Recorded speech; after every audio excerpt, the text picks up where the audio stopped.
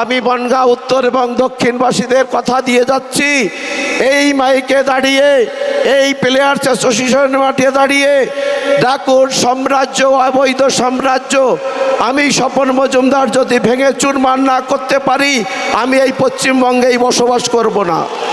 দায়িত্ব নিয়ে বলে যাচ্ছি আপনাদের, যিনি ক্যান্ডিডেট হয়েছেন সকলেই আপনারা জানেন কোনোভাবে সে এসসি নয়। আপনারা জানেন কি কোনোভাবে আড্ডো টাইটেল এসসি হতে পারে না, গন্ধ বণিক তারা। তার খানদানে অন্য অন্য লোক তারা ওবিসি।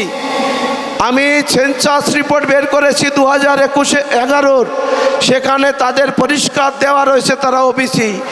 তারা স্কুলে ভর্তি হয়েছে, সেই স্কুলের রেকর্ডে রয়েছে, আরটিআই রিপোর্ট আমার কাছে আছে, সেখানে ওবিসি।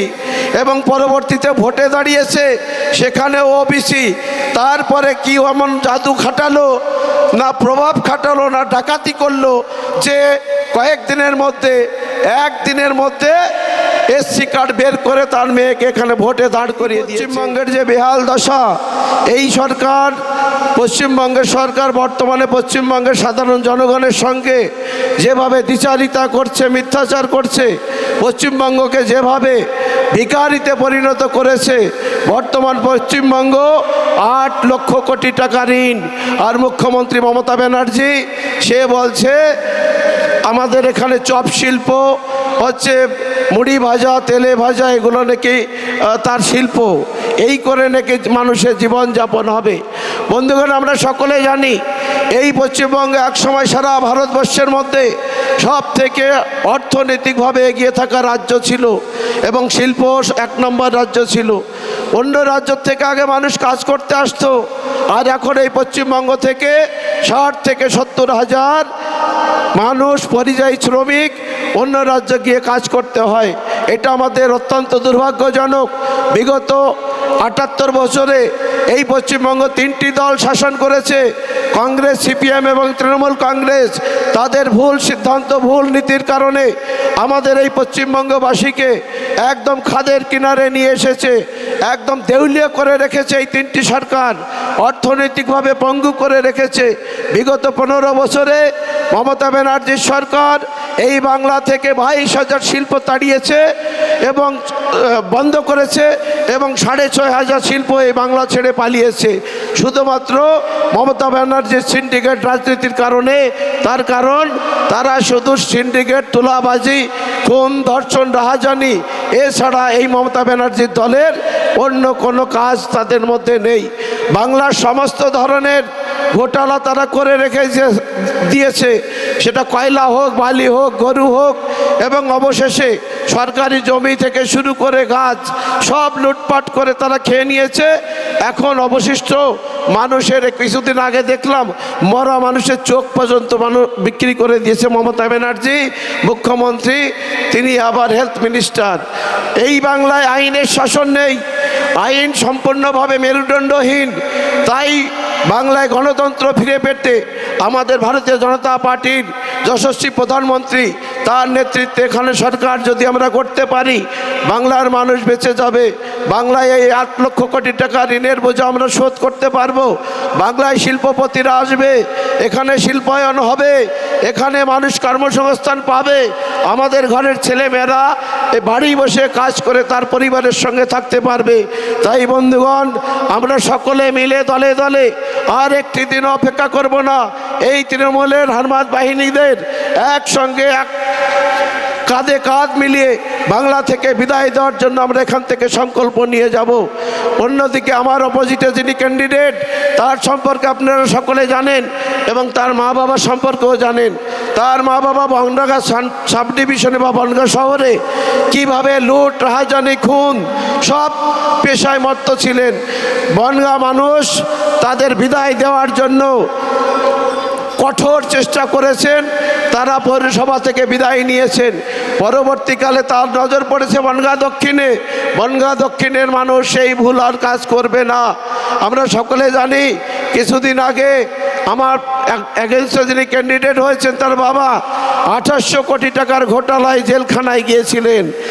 তিনি যে ভাবছেন আমি বিভিন্ন টাকা পয়সা খরচ করে বাইরে বেরিয়ে এসেছি, আমি তাদের উদ্দেশ্যে বলি বাপ বাপকে ছাড়ে না। যারা যারা এই সেটিং হয়ে টাকা খেয়ে আপনাকে মুক্তি দিয়েছে তারা সহ আপনি আগামী দিনে আবার জেলের ঘানি টানবেন, শুধু সময়ের অপেক্ষা।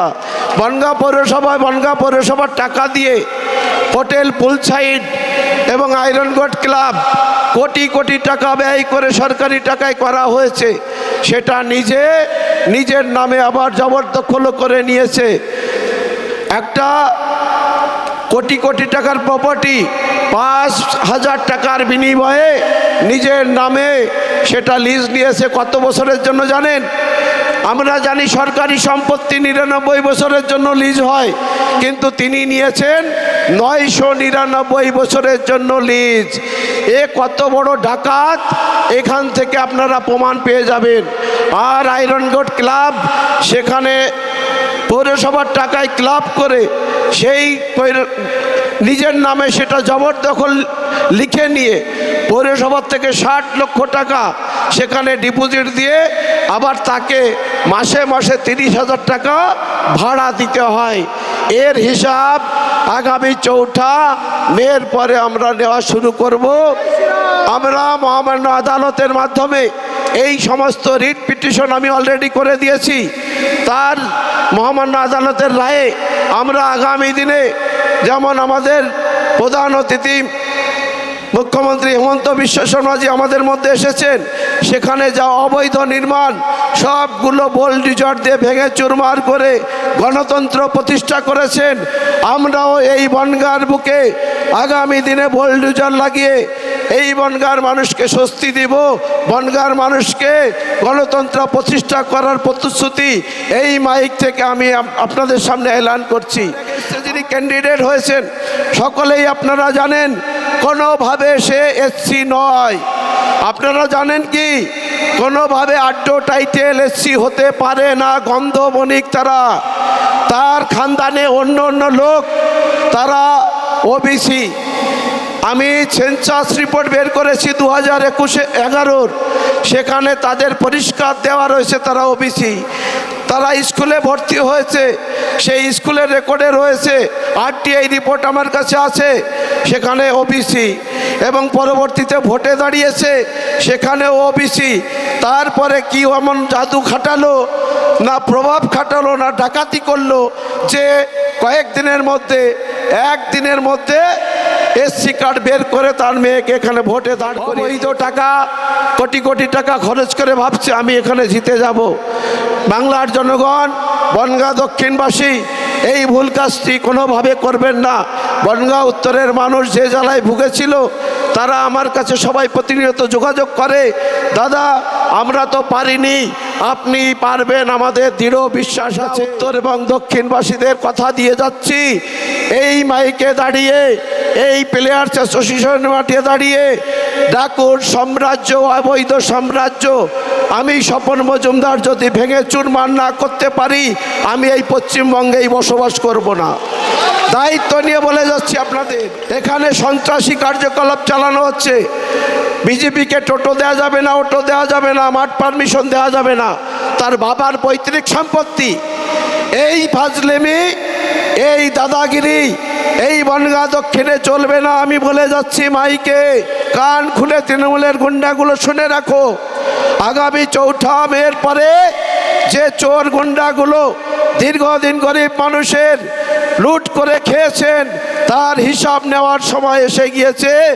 আপনারা সাধারণ মানুষ এখন আগামী 29 এপ্রিল আসছে দিন, বিজেপিকে ভোট দিন।